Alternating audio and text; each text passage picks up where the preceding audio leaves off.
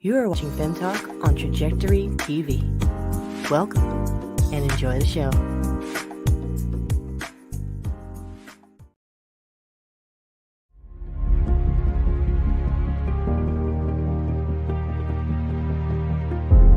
Acolo am personalul de serviciu care ce înjurați-o blestematul ăsta și ți-o fură mâncarea.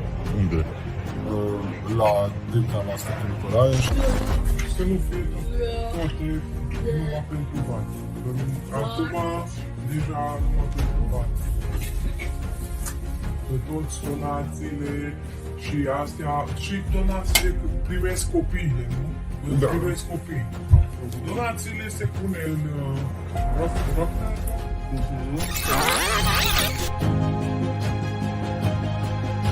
The purpose of this documentary is to raise a universal alarm on the extreme poverty levels in which families and over 41.5% of Romanian children live in.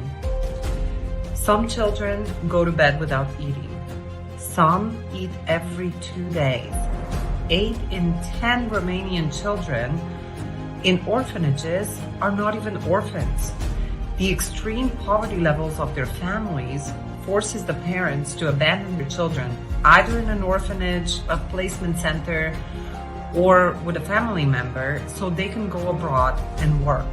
Even more alarming than the rising poverty levels in Romania are its ramifications: neglect, child abuse, child labor, rape, trafficking, school abandonment, children ending up in the system, in prison, or even worse, dead.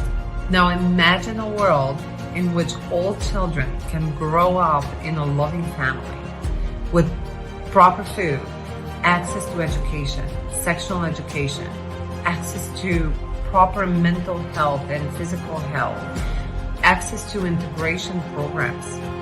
Imagine these children having the same chance in life as our children. Let's be family to these children. All of us, together.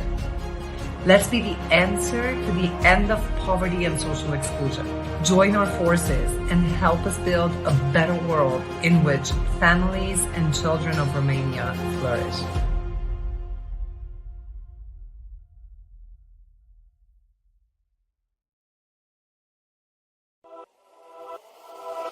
Welcome to E360 TV, the live streaming and on-demand destination for influential voices and enlightened audiences. We offer trending, grassroots, and purpose-driven content across a diverse range of interests. E360 TV is more than just watching programs. We offer the ability to interact with live shows connecting audiences to real, authentic influencers and storytellers while streaming to millions of devices.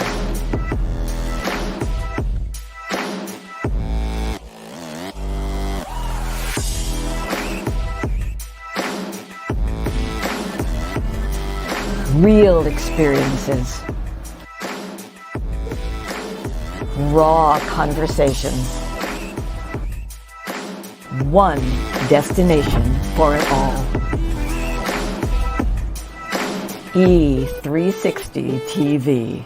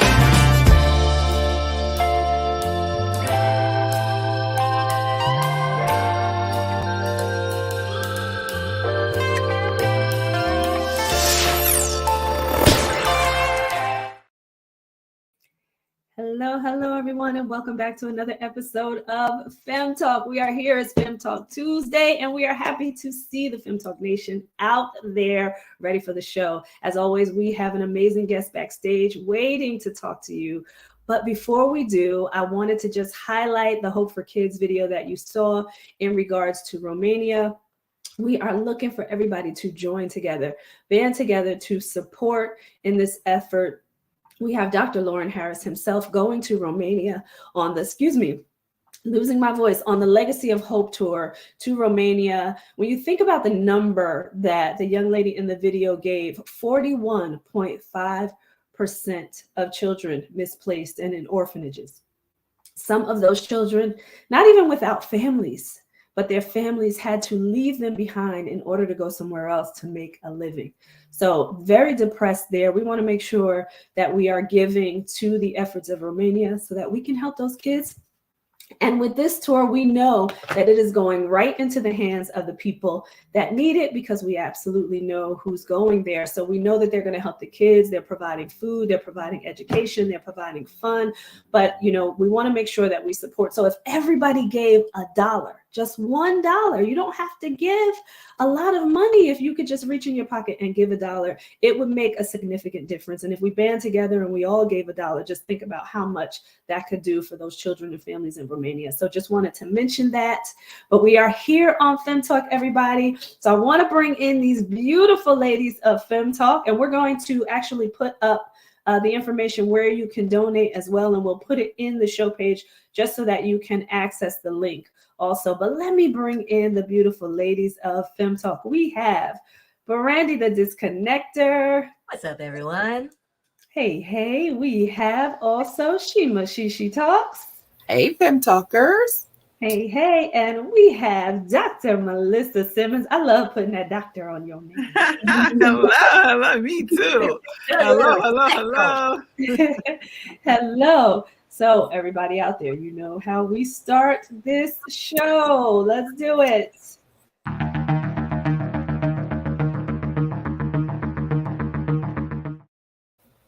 So Dr. Melissa, take it away. Yes, I am excited to say that. Let me say it the way from Clutch Sports, an all-female sport agent team of Nicole Lynn rewrites history with Jalen Hurts extension. He has now received the highest contract in football history that was negotiated by a female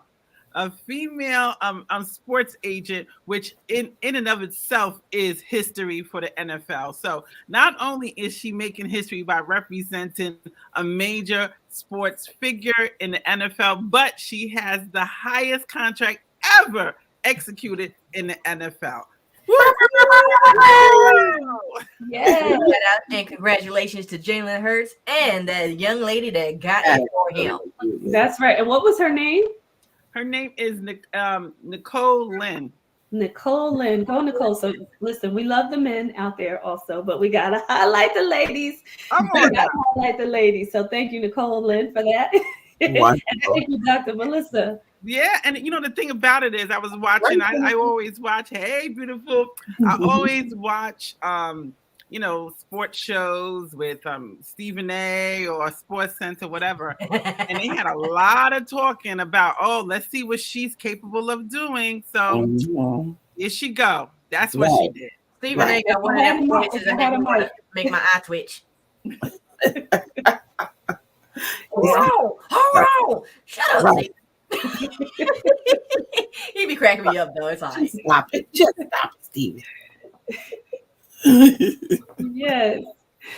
I love that story though. Absolutely amazing. So Dr. Melissa, we have just as an amazing guest waiting backstage. So would you introduce tonight's guest for us, please? Absolutely. This young man, I just one of these young men that just represents what it is to be a smart, educated, influencer, Black young man out in the world today. Malachi Davis is just that. He has been in so many different arenas and his personality is one that anytime you speak to him, he just overtakes the room. He is a motivational speaker. He is an influencer, and he has also been in all kinds of business setups and partnerships with different people. He's going to be with us tonight to talk about franchising, because he's had some dealings with that. So we're going to get some information on how to get into a franchise and how to go from freedom and leave your job and start a franchise. But just an amazing young man, and I'm just excited for him to be here tonight. In addition to that, he was featured on the Ellen Show because he's a phenomenal writer, and he was able to express just the love and appreciation he had for his mom. So Ellen actually featured his whole family for a couple of episodes. So with no further ado, we have Mr. Malachi Davis here with us tonight. Boo, boo, boo. No. Thank you for having me. We are glad you are here. Yes. The pleasure is all mine. I just like it. We've been having the men onto this show recently, right? And they just come and represented. Yeah. Yeah. We gotta represent for the queens. That's right. That's right. And we love it. We absolutely love it. So Malachi, tell us a little bit about who you are, what do you do, and give us an idea of, before we get into the franchises, just how you just maneuver different things, because I see you as one of those people that, you're not going to sit still. You're going to find what's out there and try to participate in any way, shape, or form. So let us know a little bit about who you are. All right. Well, as you said, my name is Malachi. I went to college for creative writing. So my degree, my bachelor's in creative writing. So initially, when I first came out of college, my first couple jobs were writing jobs. I wrote for the Long Island Press, which is a huge publication out in Long Island, Suffolk. It actually covers Nassau and Suffolk. I wrote for them for a while. I wrote for the Queen's Courier, which is another very known publication. I actually also worked for a nonprofit organization called the Cannon Foundation, which was a company, and a lot of people always used to laugh, like, how did you even get involved in that? But it was a foundation that rehomed wild horses. So they would take horses off of certain lands and properties and try to rehome them in places where they can't, get slaughtered, things of that nature. So I wrote for them for a very long time. I did a lot for the website that they had. I did a lot of the articles that, pertain to the horses and stuff like that. So my first couple of years out of college, a lot of it was just strictly writing jobs.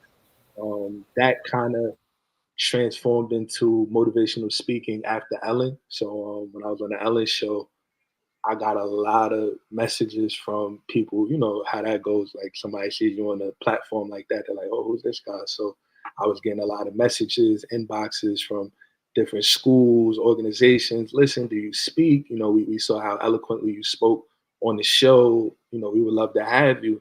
And that kind of turned into a job. It wasn't anything that I ever kind of thought about doing. I really kind of just have to thank God for that, opening that door and that opportunity. But when it came, opened the door, I stepped right in.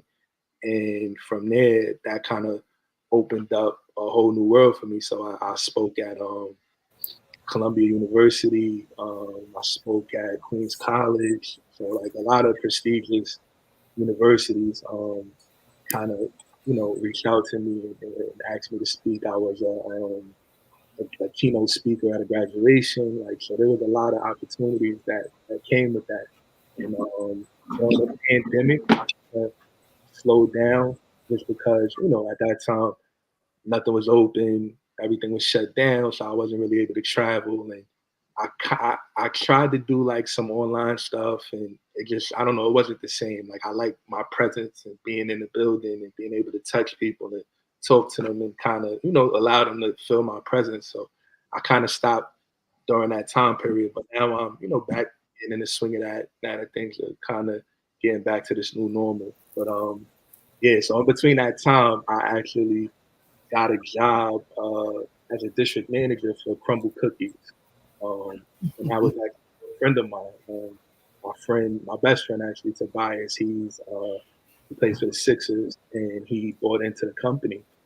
And he reached out to me and was basically like, "Listen, I need a district manager. You're a very personable person, and to be honest with you, I really didn't have the experience in terms of management, but he just trusted my personality and was like, listen, I know that everything else you can learn on the job, but the main thing being personable, knowing how to talk to people, vibing with people in a way where they're not offended, and you can delegate and not make people feel like you're talking down to them. He was like, I think you're perfect. So I ended up moving to Philadelphia last February, and we opened 3 stores out here. Nice. Dude, That's you already amazing. had like 7 careers, and we're only like, I know. what's going on, man? And you're right there. right. So I'm all over the place. I have a Right places, comment though. So slash never worry about that. I love it. right. And in light of that too, you mentioned the speaking and how that kind of came up. I wanted you to just talk to the people about, taking those opportunities, right? Stepping out, even if you're fearful, but taking those opportunities. Talk to us about that. So for me, what I've learned, just in I'm 30 years old, so I say like, everything is relative. So to some, that's a short period of time. For others, that's a long period of time. But 30 years of being here, I say that I learned that you have to kind of jump on opportunities. A lot of the time, we want to feel like we're ready, like we're prepared. Or I don't want to take that because I'm not necessarily in a space where I think I'm able to flourish in that position. Yeah. And I learned that that's not like life isn't like that. Sometimes there's no time for preparation. Sometimes God will throw something at you, and you just got to take the blessing and run with it and learn on the job. And I can attest to that from almost everything that I've experienced in my life from a young age. Playing basketball. Miss Melissa could tell you that I was never really into basketball, and I started playing. I ended up getting ranked in the country, and it was like a big thing. And I didn't prepare for that. I didn't grow up in a household that I was stressed, and it was like, listen, you're gonna play ball. So even how I stumbled upon that, it was kind of like out of the blue. So a lot of the things that I've experienced in my life have come that way. So I've learned to just jump on every opportunity because you never know. And a lot of the time, we block our blessings because we don't feel ready, we don't feel secure. And I tell a lot of people when I do the motivational speaking, sometimes you just have to jump and not worry about where you land. Just know that you're gonna land on your feet, and wherever you do land, that's where you're supposed to land. You know what I mean? So you can't have this idea in your head that everything has to be formulated and thought out before I do it. Because you'll never jump out of your comfort zone. So I just feel like it's very, very important for people to know that, like, when it comes to life, you might not ever be ready. You know what I mean? For your That's right. Just take that chance. So, Yeah. That's absolutely magnificent. Yeah, that's like the perfect balance. Like when you learn to trust yourself, when stuff like that comes up, no matter what they throw at you, you can maneuver through it all. And you are the perfect example of that. This is so awesome. I appreciate that. It's just, and it's so amazing, Malachi, because the opportunities, like you said, you didn't let one thing that didn't open stop whatever was moving on for you. Like I know a little bit about his history, and even though people thought it was supposed to go one way, right? You allowed the doors to open whatever way they was opening. So I just love that initiative you just took to not allow life to tell you what was going to happen to you. You know what I'm saying? Absolutely. And to speak on that a little further, because you do know from a personal perspective, what Melissa's talking about, a lot of people, wanted me to go to the NBA. And there was a time where that was very realistic. Like I said, I was ranked top 20 in the nation in basketball. I had a lot of offers and things of that nature. And I ended up getting surgery on my knee. And I'm not going to say it was an obstacle that I couldn't kind of overcome, but I didn't genuinely have that love for basketball. So it wasn't important to me to get back. And you know what I mean? And it was a lot of work, and I was young. So it was like, a lot of people look at basketball as like they get paid a lot of money. It's a great job, but it's a job. And any job you do, if you don't love it, it's work. You know what I mean? So for me, even getting paid that much money, it was work. And as a young kid, you know, you guys probably don't know, but like when you play AAU basketball, you're away every weekend, you're traveling. And that's a blessing. You know, I'm grateful for those opportunities that I was able to travel for free. But as a kid, I wanted to be at the beach with my mom. You know what I mean? And my aunt. I wanted to be at Six Flags. I wanted to be a kid. And that kind of robbed me of just being a kid that could enjoy my childhood, because it was always tournaments and this, and everything was looked at as like a business proposal. Yo, listen, you're 15, 16 years old, but you know, you got to do this and that, and everything was so structured. So it didn't really allow for me to be like just a normal kid. So what, you know, Miss Melissa was kind of talking about was like, you know, there was a lot of people banking on that, you know, in my neighborhood, and people that knew me, like, listen, come on, Kai, you're going to be the one to take us out of here. And there was a lot of pressure, but, you know, I always kind of trusted God. You know, I come from a very religious, well, not even, I don't like to say religious, but spiritual background. And I was raised in the church, and I was always taught to just trust God. And I know that, you know, he's already walked out my steps. So I never was concerned. I wasn't worried. I knew that, you know, whatever's for me is for me, and I'm going to walk right into that. So once that kind of went left, I wasn't, like a lot of people used to be like, yo, come on, bro. Like, how's it feel? And, you know, you see your friends and people that you're close to, and they're in the league. I'm like, I'm happy for them, but I'm happy. You know what I mean? And I know I wouldn't have been happy doing that, being away from my family most of the year, grinding, you know what I mean? Putting that work in for something that I didn't, you know, like love myself. It would be me doing it. So, Yeah. you know, I gotta say something. Thank you for saying that. Just because you recognize as a young man that that's not what you had love for, and you decided to go against what everybody wanted for you to do, what you felt was best for yourself, and listen to God and what was best for you. So I applaud you for that, because most people would have just stuck it out for the money, for, you know, to be the savior for everybody else, and just been miserable. So I applaud you for doing that.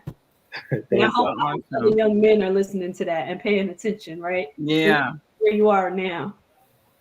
Yeah, and just said, he just put something in the perspective that I'm going through myself. Thank you.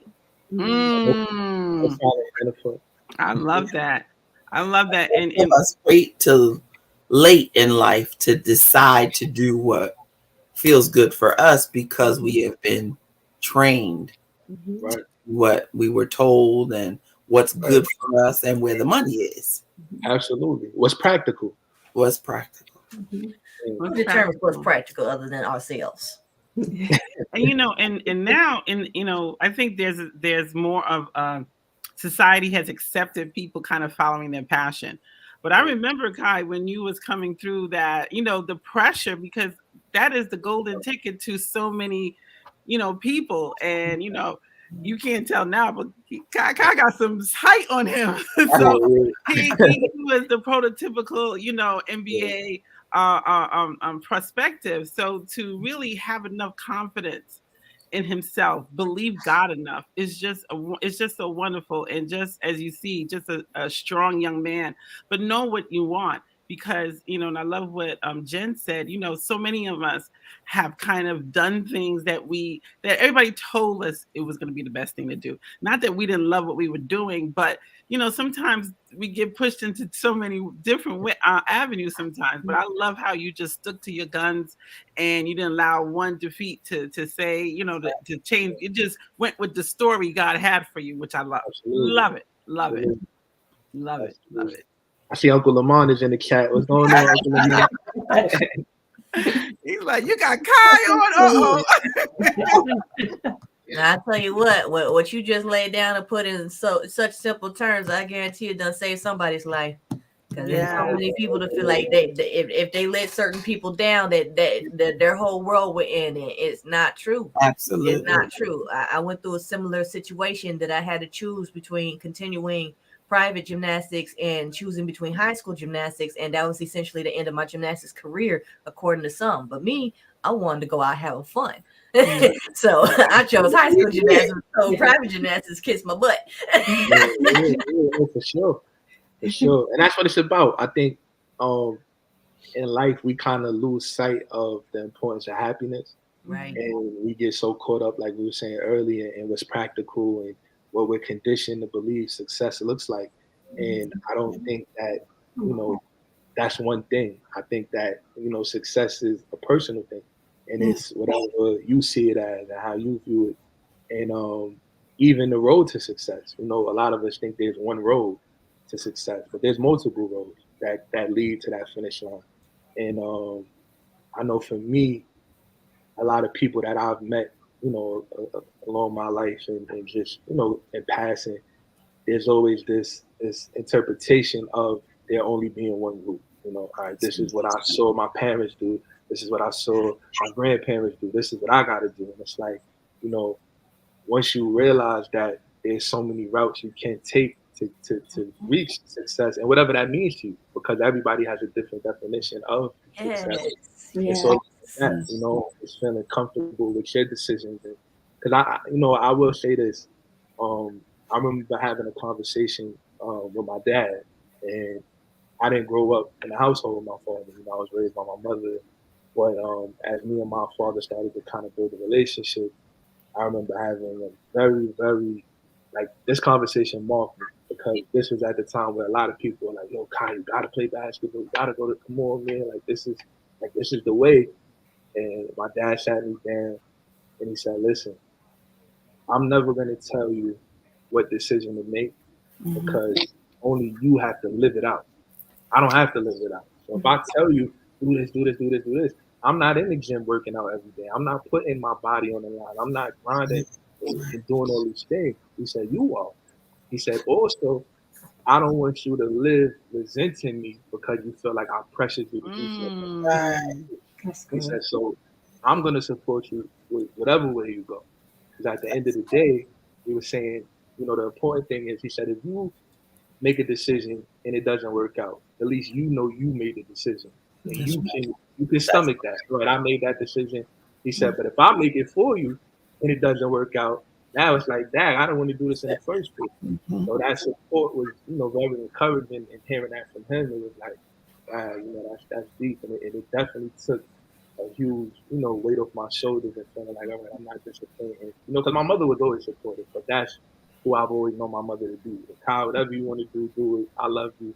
We're good. I'm not counting on you to buy me this mansion and nothing like that. So don't think I'm pressuring you. Whatever you want to do, you do it. But to hear it from my dad, it was a little different, because, the relationship was new. We were just kind of bonding in that way. So it was like, wow, for him to have that perspective is deep, But he could have been like, listen, I'm jumping on the bandwagon with everybody else. Like, come on, bro, you got to. I want to have a son in the league. Go on. Being the case was very, it was encouraging. Like, all right, cool. I love that. I'm a boy mom too.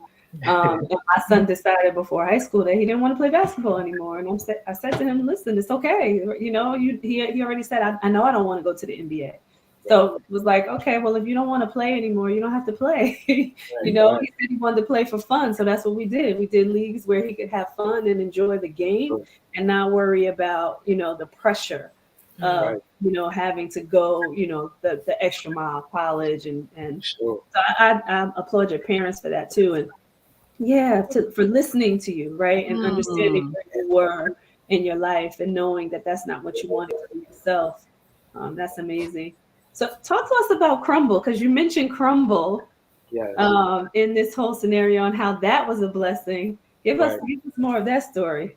So that was actually a real crazy story, because Tobias actually reached out again, like the Ellen. I told you guys earlier, I didn't tell the audience, but when I was on Ellen, on the actual show on the set, it was my daughter's first birthday, January 23rd. So when Tobias had reached out about Crumble, it was also on January 23rd. So he called me January 23rd. He's like, Kyle, listen, I just, I got this thing going on, and I gotta, come on, I need you on board. So he explained it to me, described, what the situation was. He's like, listen, I have faith in you. You're personable. You're somebody that I trust, and in this business that's important. So, when I came on board, it was like doing a favor for a friend. Like, yeah, my brother, I trust you. You trust me. Let's do it. Let's work it out. Whatever I need to learn, I'll learn on the job. But let's get the ball rolling. So we had the 3 locations out in Pennsylvania. I made the move again. Just taking a leap of faith.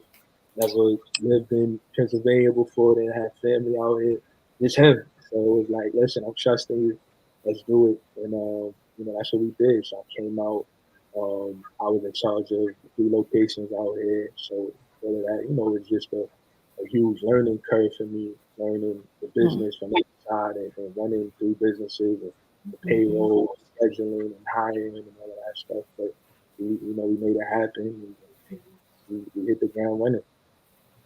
That's amazing. That's amazing. So many things, the trust and the belief. And those are 2 words that popped in my mind. And when you said trust, you had to trust him, of course, because you're going into uncharted waters. But how well did you trust yourself to know that I don't know anything about this area? I'm going to go there on the strength of an idea, but I know that I'm good and I'm going to always take care of me and mine.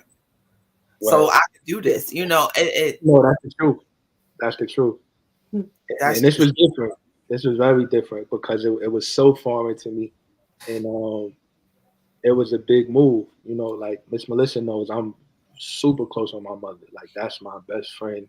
She and my aunt, like that's who I credit with, like, really influencing me and raising me. So my life is definitely consistent on my relationship with them. So leaving was kind of like, whoa, like this is kind of like crazy. Like, I never even imagined leaving New York and not being, close to them where I could just jump in the car and go see them real quick if I wanted to. So that comfort level of, having that, and then my whole family's in New York for the most part. So it's like my whole support system is there. So it was like, yo, I'm leaving and kind of like just starting, with my little family, my daughter, my girlfriend. So it was kind of like, whoa. But again, just having the support of family, a lot of good friends in my life that was like, listen, this is a huge opportunity for you. Some people go to school for business and don't get jobs like this and opportunities. Right. They're like, again, if God is opening a door for you and blessing you, take it, bro. Like, don't finagle with it. Don't second guess it. Just take it and figure it out later. And obviously it's a lot easier said than done, but I did it, and I'm grateful because I made a lot of wonderful connections out here. A lot of my employees, I had celebrated my 30th birthday last May 22nd, and I had about eight employees drive down to New York I had a cookout, so they all came, and just the camaraderie of that, like that people. Like, I was able to impact them on that level. It's like, nah, he's not just, our district manager. He's like family. Like, we want to be there. We want to support him. And even that, like just having new family, I guess, out here and a new support system. And a lot of people from that job, like employees that I just really took to me, appreciated me. So, again, just another opportunity that I think God put me in. And I feel like, I think I used to measure success by longevity. So if something didn't last long, it wasn't worth anything. But then I realized, like, you can make an impact in a day, in 2 days, 3 days. So even if you're not there for a long period of time, the impact that you had is timeless. You know what I mean? So because there's people that I spoke to on a personal level at that job that confided in me about personal things, and we talked, and it was bigger than work. And that's something we never forget, and I think that I'm learning that now, that like you have to just ride the wave, wherever it takes you. As long as you're enjoying yourself, and like even in relationships, like I tell people all the time, like just because a relationship is not forever doesn't like lessen its value. You could be somebody, That's powerful. the friendship ends, right? But they still taught you so much. So does That's that mean it takes away from the value of the friendship? No, the friendship was just as valuable as a friendship, or maybe even more valuable than a friendship you might have for the rest of your life. So I'm just learning not to equate that with longevity. Like there's times where you can't look at it like, yo, it didn't last long, so that means that this wasn't the right thing. No, you were supposed to do this in the time period that you were in there for. That was it. It's okay. You know, it's all right to move your on. lesson. That's right. And that's about trusting God too, right? You know that phrase, a reason, a season, or a lifetime, right? And everything is meaningful, you know, and everything happens for a reason. So if you trust him, then you know that those encounters or relationships are for something, right? I love that. Oh my gosh. That's right there. I want to task our audience with something right now. If you know somebody that is a difficult manager or a leader, tag them on this show right now. Right. People don't quit jobs, they quit people. That's right. He's an example of how to be in order to retain people and actually grow and pour into folks. I'm loving this. Yes. That's yes. right. That's And why such wisdom. Yeah, and it's so important to see, you know, a young man looking like you Absolutely. in a position of leadership. Because you say you was a district manager, so you had not just one store, you had 3 stores. That's right. And you know, and when I read about Crumble, it's a lot of. I mean, and did you participate in the Crumble training, or did you get the training from Tobias? So I actually I did. I had to, so in order to have my position, you have to go through corporate training. So what it is basically before you open a location, they send 2 corporate trainers and they train you. And it lasts for about 3 to 4 days, and they stay there until the soft opening of your store. So That's wonderful. they assist you and kind of walk you through it, make sure everything's good. And so I had to get certified. I had to learn every aspect of the store from a worker's level, not even from a managerial level, just knowing everything and, you know, from cooking to mixing and everything. So yeah, it was a not, I wouldn't say strenuous, but definitely a very in detailed training. That's It great. sounds like an amazing support system for anybody that would be interested in the Crumble franchise. Also, the only reason I even know what Crumble is because Shima, with her wonderful self, actually sent me a Crumble assortment of cookies for my birthday last year, and I am all for it. They are delicious cookies. They are great. Delicious cookies. Oh man! And one of the that things kid in me definitely came out that day. Now, I did look it up that the investment, these are not one of the cheap investments either. Crumble and the startup is close to $500,000, if not more, for one store. And tell us a little bit about that, as much as you knew about that. Well, for sure. So it was for the startup, it was about altogether about 507, like I'll say like 507,225. And the franchise fee is 50,000. So but that's included in that whole entire price. Gotcha. But yeah, so no, it's definitely expensive. Yeah. But I think that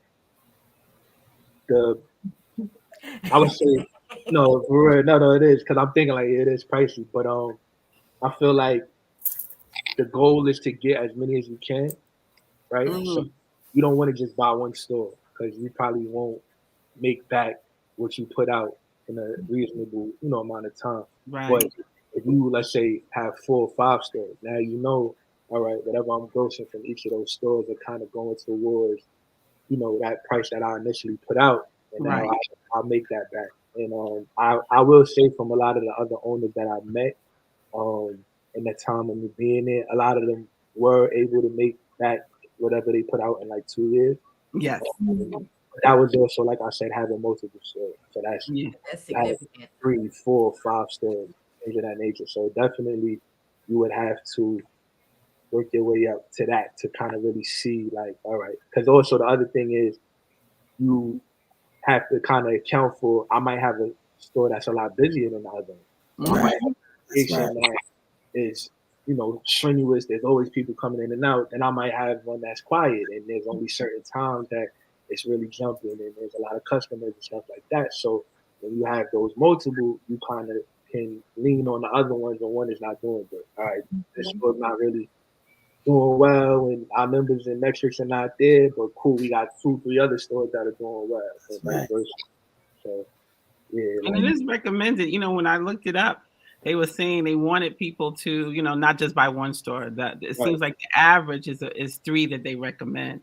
And that, to your point, Kai, the return on investment, if you put everything in, is about 3 years you could get your investment, which is not bad, but you have to have a large amount to deposit into the business. It's not cheap. Sure. No, it's not at all. And that's why I think you see like a lot of wealthy people buying into the company, not so much regular. Like, you know, like with like I remember when Chick-fil-A was like a popular thing to buy into. It was a little more reasonable where like the average person could be like, listen, a couple of me and my guys, we're gonna put up some money for it. Like Crumble is definitely not that. Like listen, you gotta really have some money and to put in. You know what I mean? But at that rate though, I'm not trying to be funny, but I'm a devil's advocate in this one. So three Crumble, 10 Chick-fil-A franchises, or 1 McDonald's. Yeah. If you got money for 3, you might want to actually wait, right? See which one returns the ROI faster. I'm just saying. Yeah, that's true. And you mentioned Chick-fil-A, right? Too, that you put that in that scenario because you see where they're going right now. Right. But we have to stay tuned, everybody. We're going to take a quick commercial break, and we're going to come back and talk to Malachi because we want to continue to hear all the wisdom that this young man is imparting on us. So do not go anywhere. We will be right back. I've lost some battles along the way. Hi, I'm Mike Sabuika. I am a director, producer, and performer. I have been involved with charity since I was a little kid, and it's always brought me joy. So let it burn, all the way to the ground. And we want to be a part of this project because we want to be a helping hand. And spread joy. And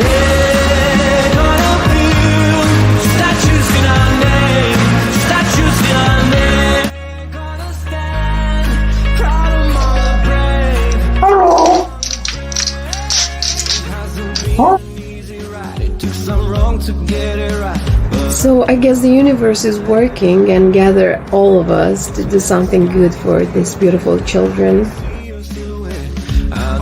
On the extreme poverty levels in which families and over 41.5% of Romanian children live in.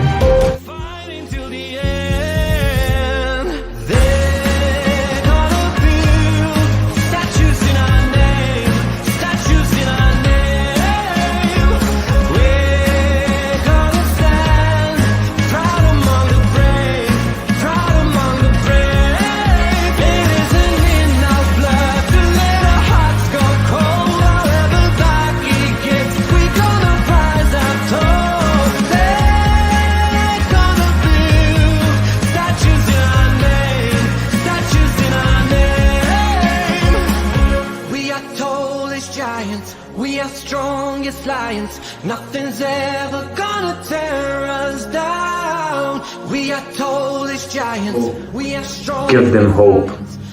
Yeah. My main motivation for this whole project is giving hope to the children. Nothing's ever gonna What matters in life is to be a good person and to do good to others.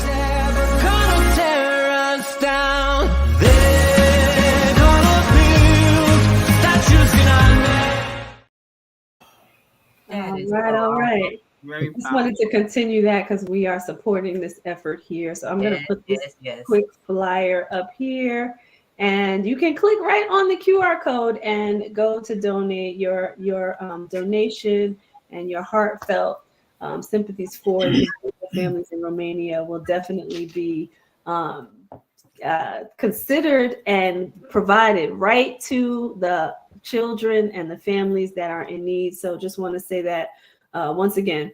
So we are back with the amazing Malachi, this young man of wisdom. He said he's 30, right? And to me, that's young Malachi. So forgive me if I'm calling you a young man, but young man with so much wisdom.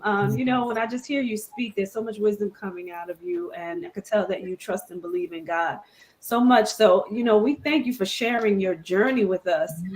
Talk a little bit more about, you know, what's happening with Malachi now, you know, because you've done so much already at 30, right? So talk to us about what's next, what's going on here.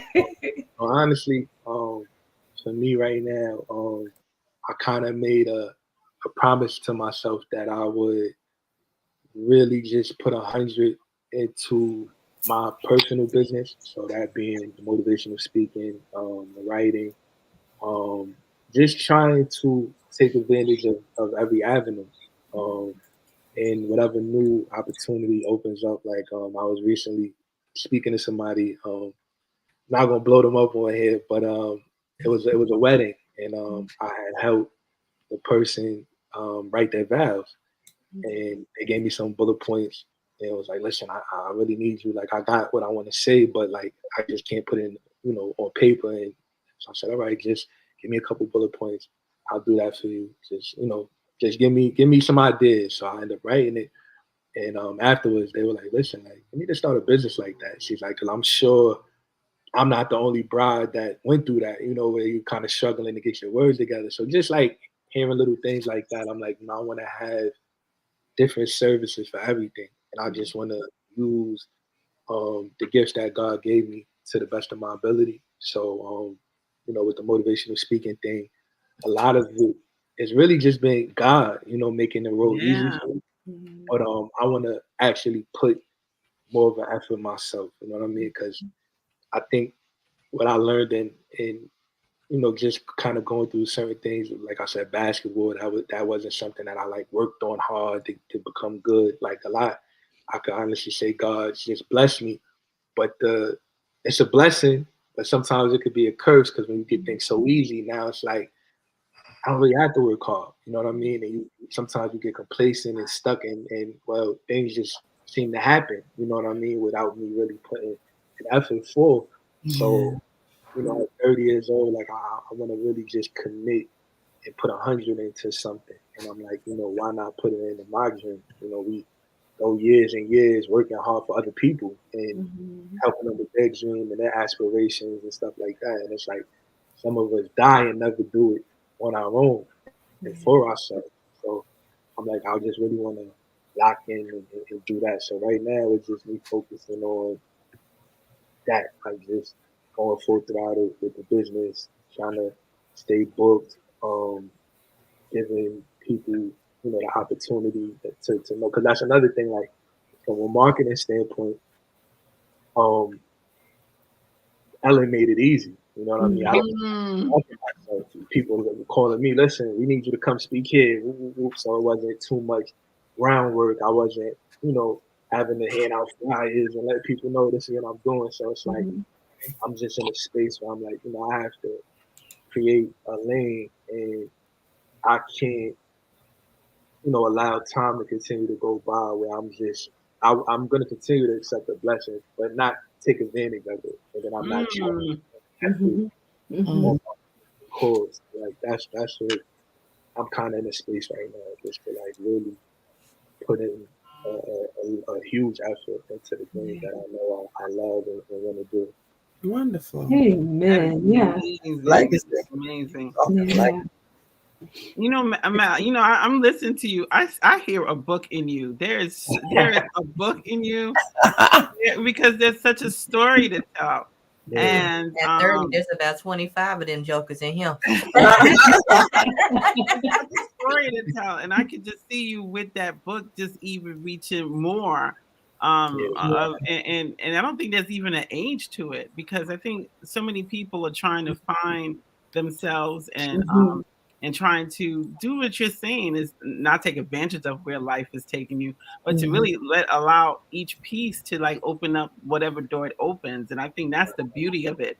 It's just enjoying the journey. Like we talk all about the journey, and it seems like you have mastered this is the journey, and let me take the journey where it's taking me. So I just love that in you. I just love it. And the great part about hearing these things is even when you've heard it, because we've heard it all, but those who have not heard it and have heard other people say it, it may not be the voice that they need to hear.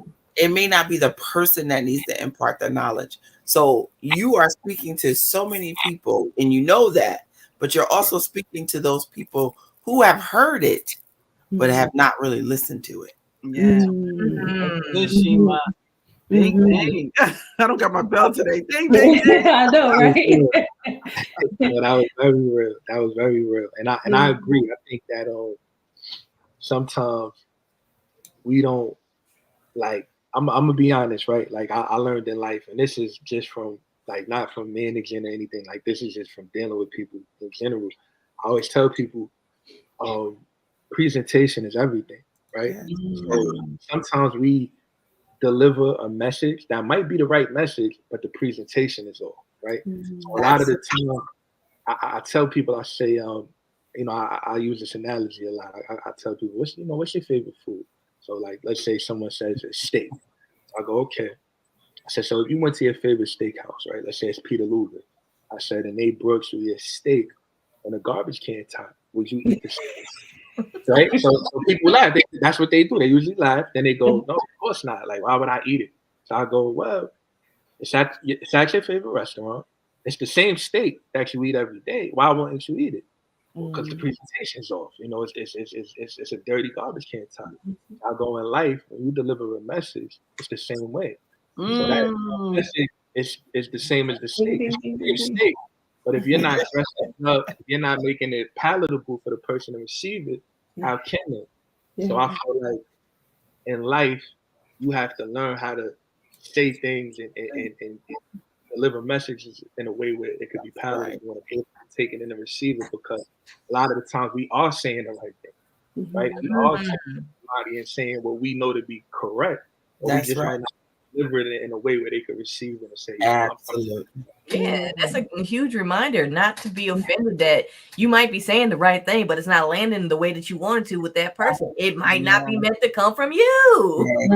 Right. And sometimes people are just not ready, right? Like they're just not ready. And I guarantee you though, when you are delivering the message, right, and giving the presentation that you're talking about, they'll think about it later when they are ready. Right. It doesn't mean that they didn't hear you. They just didn't absorb it all yet. Right. Yeah. It's the seed. You know, that's what it is. We all plant them. And it may just sit underground forever how long. Yeah.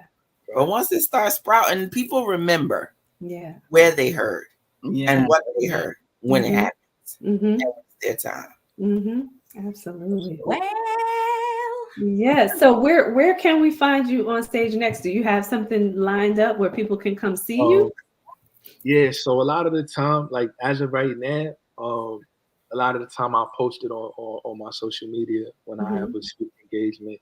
But I am in the process of working on a website so that way people could go there, look on there to kind of see, and I'll have like a calendar of all the events that I'll be doing and, when, where. And I also want to kind of incorporate my writing on that platform, where you can come to the, website, see if you might want to read something that I've written, because I also write poetry. So that I'm working on right now, a book of poetry. But that's kind of right now. It's Instagram, Facebook. I put up a lot of my stuff. I'm supposed to be talking in New York in June, so I'll have more information about that, and that'll definitely be up on my Facebook. But yeah, very nice. I tell you, Malachi, this has just been such a heartfelt kind of. We didn't even want to know too much about the franchise anymore because he's such an amazing person. story. And I think that's what it's about. Is when you is hearing the story behind the people, and you know, and that I think is so powerful. So we would love to have you back. Let us know anytime you're just not doing nothing. Say, hey, y'all can, come and join us, because we just hear more from you. I would say I'm gonna put you to task right before your June appearance, right? So we can kind of blast it out there, you know, maybe the week before or 2 weeks before, whatever you think is best. So we can blast it out there so people can come to your event in June. That's perfect. I appreciate that. And listen, you guys are family. Like Miss Melissa's been, I told her the other day, because she was so formal when she reached out to me. She's like, hey, it's Auntie Charlene. I said, come on, man. You're Uncle Lamont. Y'all have known me my whole life. What do you mean? Do I know who this is? I'm like, of course. So listen, whenever you guys need me, I'm here. I'm open. You know, I feel like in life, we're supposed to utilize the people in our lives that have something to offer. Like a lot of people, I don't like that there's such a negative connotation with use, you know, in relationships. Oh, he used me, or I don't like the way this person or that, you know, person used me. They use me. And I always tell people,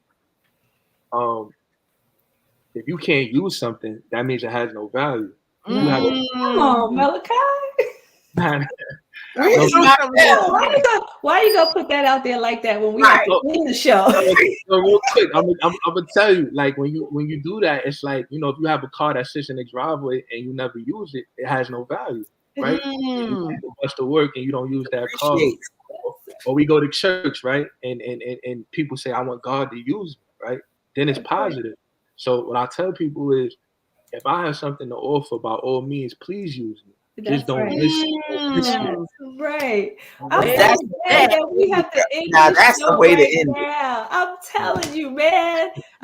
Don't miss you. Okay, you're gonna see us. You're gonna see yourself in the clips. Right. All right, y'all. Everybody out there. Listen, we got to end the show now. You heard Malachi. Listen, if you didn't catch the whole show, or I would say just go back and listen anyway. Go back to the beginning and listen. With a notepad. With a notepad. We're going to end it here. Come back next Tuesday for FEM Talk. Malachi will be back, everybody, so stay tuned for his next appearance here. We love you all. We thank you. We will see you next Tuesday evening. Malachi, sit tight for us for one moment. Everybody, we are out.